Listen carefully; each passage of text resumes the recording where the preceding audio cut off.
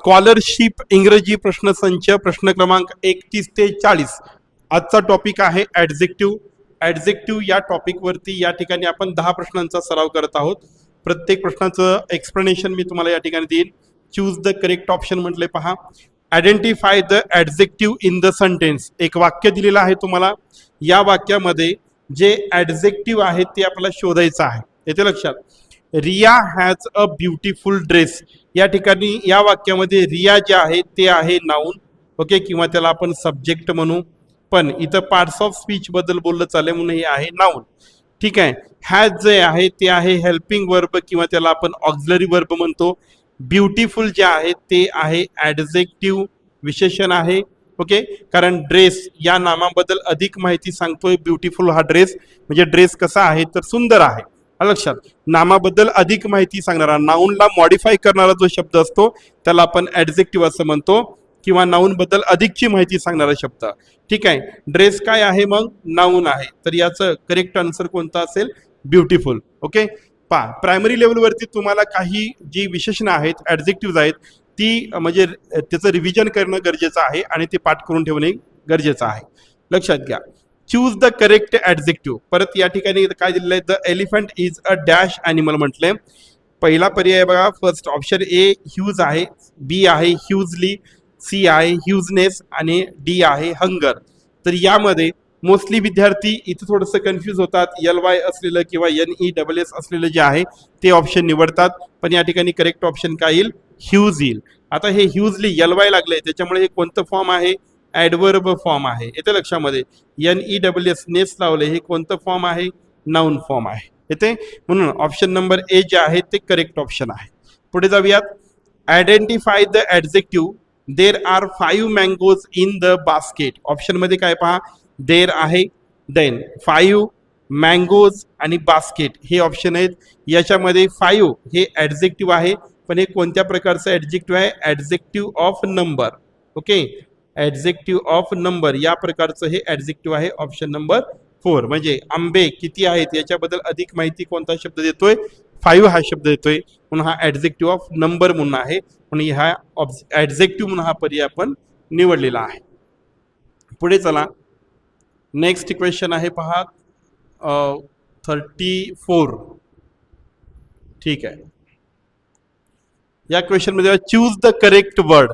This is a dash flower. परत same वरचा जो क्वेश्चन होता त्याच पद्धतीने ब्युटी दिले, या ठिकाणी ब्युटिफुली दिलंय, ब्युटिफुल आणि ब्युटिफाय दिलेला आहे. लक्षात.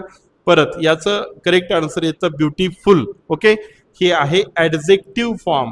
Okay, this is a beautiful flower असं येतं. ब्युटिफुली येत नाही, ॲडवर्ब आहे. येते लक्षात. ब्युटी नाऊन आहे, देन ब्युटिफाय जे आहे ते वर्ब फॉर्म येतं. देन पुढे पहा. Which word is an adjective. खालीलपैकी कोणता शब्द हे विशेषण आहे, ॲडजेक्टिव्हचं रूप आहे? स्पीक जे आहे ते आहे वर्ब, क्रियापद आहे. क्लेवर बघा, काइंडनेस हे जे आहे ते नाऊन आहे. देन स्लोली जे आहे हे आहे ॲडवर्ब. येते लक्षामध्ये. देन पुढे राहिला प्रश्न कोणता? क्लेवर. क्लेवर म्हणजे हुशार. हे जे रूप आहे ते कशाचं आहे? ॲडजेक्टिव्हचं आहे. म्हणून ऑप्शन नंबर सी करेक्ट असेल. ओके.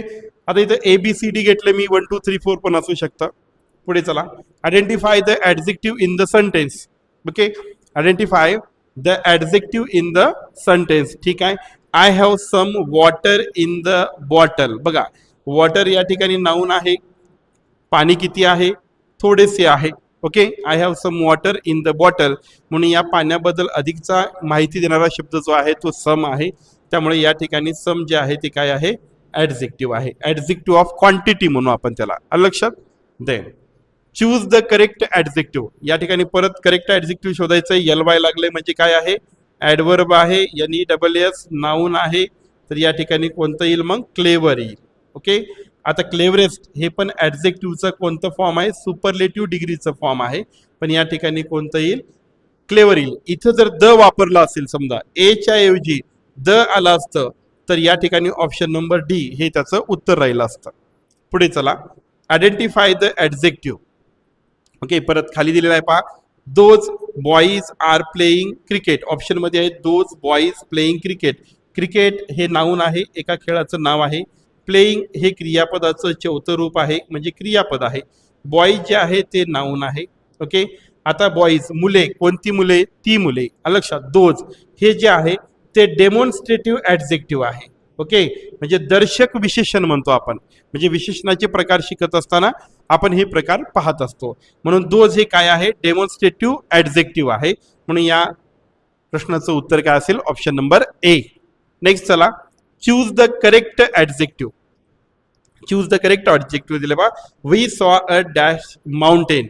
परत इथं दिले height, highly, high and heighten. Option number C हे ॲडजेक्टिव्हचं रूप आहे. बाकीच्याचं एक्सप्लेनेशन मी वरून तुम्हाला खाली देत आलेलो आहे. पुढचा शेवटचा प्रश्न पाहूया आणि त्याच्या खाली तुमच्यासाठी आन्सर की पण दिलेली आहे, तीही तुम्ही चेक करू शकता. ठीक आहे. Which sentences contains and adjective of quantity. काय म्हटले पहा, खालीलपैकी असं कोणतं वाक्य ज्याच्यामध्ये ॲडजेक्टिव्ह ऑफ क्वांटिटी आलेलं आहे? पाहूया. शी हॅज 2 पेन्स. या ठिकाणी हे पेन नाऊन आहे, तर ही आहे ॲडजेक्टिव्ह. 2 आहे, नंबर आहे पहा, म्हणून याला आपण म्हणतो ॲडजेक्टिव्ह ऑफ नंबर. पुढे चला, I have a little milk म्हणजे थोडेसे. ओके, मग हे आहे ॲडजेक्टिव्ह ऑफ क्वांटिटी जे आपल्याला शोधायला सांगितलेलं आहे. ओके, पुढे पाहूया तरी. दिस इज माय बुक. पुस्तक कोणाचं आहे? माझं आहे. म्हणून हे माय पण ॲडजेक्टिव्हचं काम करतं, पण कोणत्या? पजेसिव्ह ॲडजेक्टिव्हचं काम करतं. ऑप्शन नंबर 4 मध्ये चला, Rahul is a clever boy. Clever हे पण ॲडजेक्टिव्ह आहे, पण हा कोणता प्रकार आहे? Adjective of quality. Adjective of quality. आपल्याला विचारलंय काय? क्वांटिटी विचारलेलं आहे. लक्षात, म्हणून हे कशाचं कोणतं उत्तर येईल? ऑप्शन नंबर बी या प्रश्नाचं उत्तर असेल.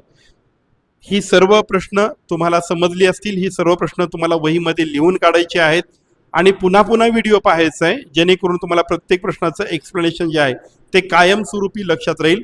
आणि ज्या गोष्टी तुम्हाला माहिती नाही आहेत त्या गोष्टी पण आपल्याला शिकून घ्यायच्या आहेत. पुन्हा भेटूयात पुढच्या 10 प्रश्नासह. हा व्हिडिओ तुम्हाला आवडल्यास नक्कीच लाईक करायला विसरू नका. आणि जे विद्यार्थी स्कॉलरशिप परीक्षेचा अभ्यास करतात त्या प्रत्येकांसोबत हा व्हिडिओ शेअर करायला विसरू नका. आपला ॲप पण आहे, त्यामध्ये पण तुम्ही सर्व विषयांचा अभ्यास करू शकता.